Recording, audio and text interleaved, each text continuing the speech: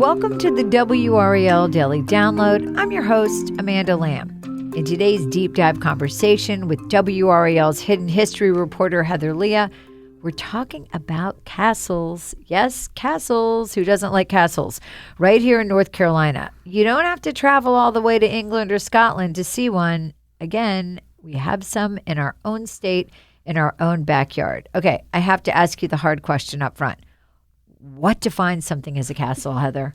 Well, I will say I'm not an architect, but most of these places are considered to be castles because they look like castles. If you looked at it, you would say, that looks like a castle from a fairy tale. So it's kind of a layman's term, if you will. It's just what we perceive as a very large kind of mythical looking structure. Yeah, and I mean, technically, places like Biltmore Estate could be considered a castle. Sure. The mountains were full of castles on top of mountains, and they were considered castles. So, yeah. Most of the time when we think of these, we think of, old world countries. We don't think of them being in the U.S., definitely not in the South, because we're not as old as some other places. How old are some of these structures? I mean, do they vary? They vary. Some of the oldest ones are maybe going back to the 1800s. So over a century, maybe closing in on 2 centuries on the oldest ones. And are they private, public, or some kind of combination? It's a combination. There are some that you can visit and stay the night in. And there are some that you can visit and get married in. There's some you can tour. Like Biltmore would be an example. Biltmore. There's also Castle McCulloch, which is in Jamestown. Yeah, tell me about Castle McCulloch. Yeah, so I first learned about that castle years ago when my friend got married there. And she told me I'm getting married in a castle. And I was like, where, how? How is that happening? Yeah. There aren't castles here. But sure enough, we went. And if you go to the story on WRAL.com to look at it, the pictures of the castles are there. And this castle is beautiful. So this is one of the older structures, right? This one dates back to the 1832. Wow. Now, it began its life, because Castle McCulloch began its life as a gold refinery. And you can actually, and locals from all over the area would come there and bring their gold. And then for decades after the refinery closed, there was just this old stone structure with a Gothic archway. And we've got a picture of that too. And it looks like a piece of a castle out in the woods. And I think minus the moat. Right. And I think, well, now it's got a moat. So, it does. But at the time it didn't. And so I think it just looked like a castle. It inspired someone. And then it was abandoned in the woods for decades. And then someone decided they renovate it. They could see it as a castle. And they took that original 1800s structure and turned it into a castle. And it is beautiful. This is one that you can visit. I would call first, but they do tours regularly. They do tours where they'll take you around, but they also let you just walk the grounds. So it's an event space now? It is an event space now, and it's beautiful. It's got a moat. It's got a drawbridge. Wow. It has the big Gothic archway. When you go inside, there's knights standing in there, like the knights statues. Sounds incredible. It's very beautiful, and the downstairs of that castle looks like you're down in Game of dungeon. Thrones. Yeah. Okay. It's quite beautiful, and the grounds are beautiful. Is it hard to get to? Because you're describing it being back in the woods, but there's a road to get to it. There's a road to get there. Yeah, you actually do drive a road back deep into the woods, but yes, you can drive to it. Yeah. That sounds incredible. So there's also Castle Montrouge in Rougemont. Tell me about that one. So this one is on top of a mountain, not too far from Durham. Again, most of these that we're talking about today are like an hour from the Triangle. None of them are that far away, which is part of what's so cool about them. Now, Castle Montrouge, it's a pretty popular one. A lot of people have seen pictures of it because for several years it was abandoned, right? So it looks like it's plucked straight from a fairy tale. It's got a gleaming metal roof on top of these towers that look like turrets. Sounds incredible. It's very artistic, stone gargoyles. And of course, it's on top of, I think it's Red Mountain. But again, not far from Durham. It's not like a big, tall mountain. It's kind of hard to get up there. You have to drive up some windy mountain roads, and it's pretty rural. But basically, a sculptor decided to create this castle, and it was originally meant to be his Thoreau's cabin, right? Thoreau being a writer. He wanted it to be a magical place where he could just escape. Where he could be inspired. Create art. And he did live there for several years. However, for a while, it just sort of was left to its own devices. He still owned it, but he hadn't been out there in a while, or if he had, he wasn't keeping it up.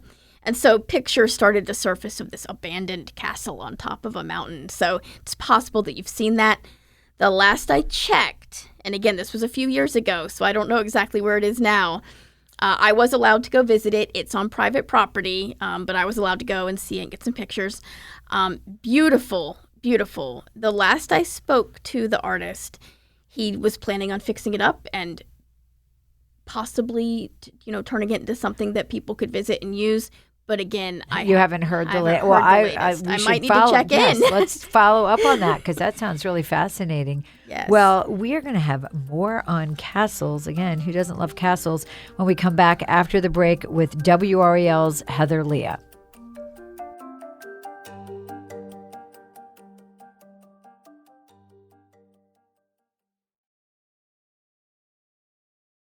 Welcome back to the WRAL Daily Download. I'm talking with WRAL's Heather Leah about castles, and we're going to talk about some that are really close to us right here in our backyard.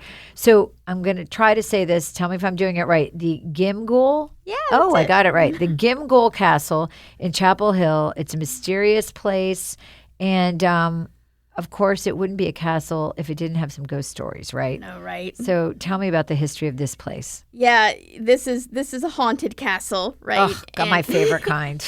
I love haunted castles. Yes, and it looks haunted. This one again looks so much. I mean, when you look at it, you're like, that's a castle, right? Ripped right out of a Disney movie. It does. It's even got, so this one has the tall stone tower, looks like a turret, but then it also has, I don't know my architecture terms, but it's got the stone tower with the rectangular cutouts around. Sure. It looks. If I were going to draw a castle when I was like 5, I would have the little rectangular cutouts. That's I know it. what you're talking about. That's what it's Yes. got, and it's made of stone.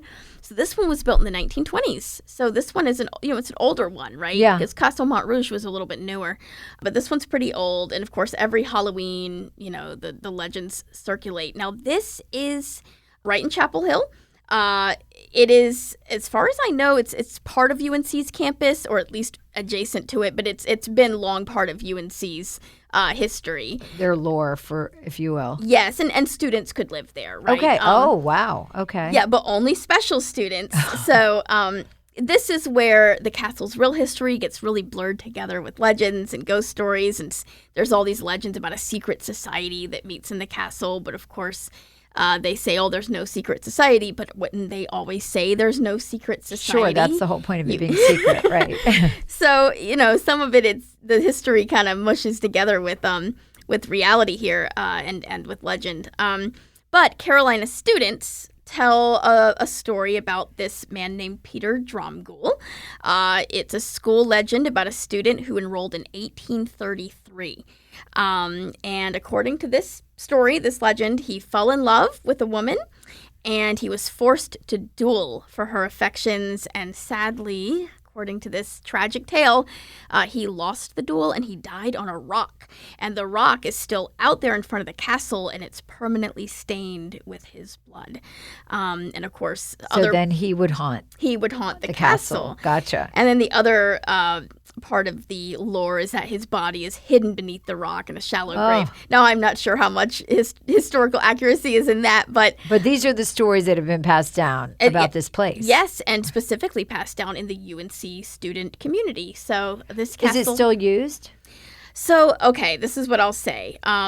Popular story says that UNC students created a society called the Order of Gimghoul. I do not know if this is true or not. This would be the secret society. Yes, right. It's rare to get an invitation. But I have spoken to people who say they've been in the castle at various times, whether they're just open to the public for a while. Well, maybe after this podcast, you will get an invitation. I would, yes, invite me to see that castle. You would love to see that castle. Now, there's another one in Harnett County. Mm-hmm. It's not very far. Barclay Villa. in an old tobacco field, and it really looks like something out of medieval times when I saw the picture in your story. So tell me about that one. Yeah, I mean, this is literally a tobacco field transformed into a fairy tale. So this majestic castle started out as just a 2-bedroom house, and it's a rural area. And the owners, they decided to just Keep renovate adding. it. They just kept adding and renovated. And the last I checked, it's a 10,000 square foot castle. And it was used for medieval weddings and bridal photos. So again, sort of a Castle McCulloch type of situation. Like an event space, right? Where you can go there. And so I think some of these castles are being created specifically for events. Because they know that people like that kind of romantic feeling. Yes. And so that's another one. And then I wanted to add, too, I mean, there are castles that were long considered castles. Again, we talked about up in Asheville, right? Biltmore Estate is considered a castle. There was also, I'm not sure the pronunciation because I've only seen it written, but Sealy Castle or maybe Saleh Castle, also on top of a mountain in western North Carolina. And then there's Castle Zealandia. I love the name of that. It sounds like the name of a movie. Oh, and Castle Zealandia is another haunted castle. It's got Helen's Bridge, this old stagecoach bridge that's still there that leads to it. So there's lots of castles out there. Why is it called Helen's Bridge? I have to ask. It's a tease. Well, we need to talk about this for Halloween, but Helen's Bridge is a stagecoach bridge about a century old. And the legend is that a woman named Helen was working in the castle, and there was a fire in the castle at the time, and her daughter died. And so when her daughter died, Helen went out onto the bridge screaming and crying and had a tragic death. As a result of that, people Helen's Bridge. Today, when people go under Helen's Bridge, they say they can hear the mournful wails. When you talk about castles, some have ghost stories attached to them. I feel like they probably all do. So in general, if somebody wants to see one of these, they need to check with the specific location, I would imagine. I would suggest that, yes. Check with the location. However, I can say Castle McCulloch is probably the easiest one. So if you want to make a day trip to Jamestown, it's like an hour away, see a castle, that's your best bet. But call them and check, and they'll probably set you up for a tour. That sounds great. Where can people find your stories? Yeah, go to WRAL.com and just search Hidden History. That sounds great. Thank you, Heather, for bringing us another interesting story. And thank you for listening to the WRAL Daily Download and making us part of your morning routine. If you like what you're hearing, please rate us on Apple Podcasts or on whatever podcast app you use. Another great way to get WRAL news is the Morning Briefing newsletter. It's a daily email waiting in your inbox every morning with Triangle news events and headlines to get you ready for the day. Sign up at WRAL.com/newsletter.